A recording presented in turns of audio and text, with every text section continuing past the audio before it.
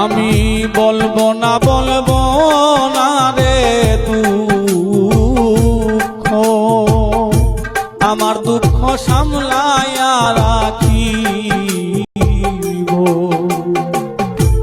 বলবো না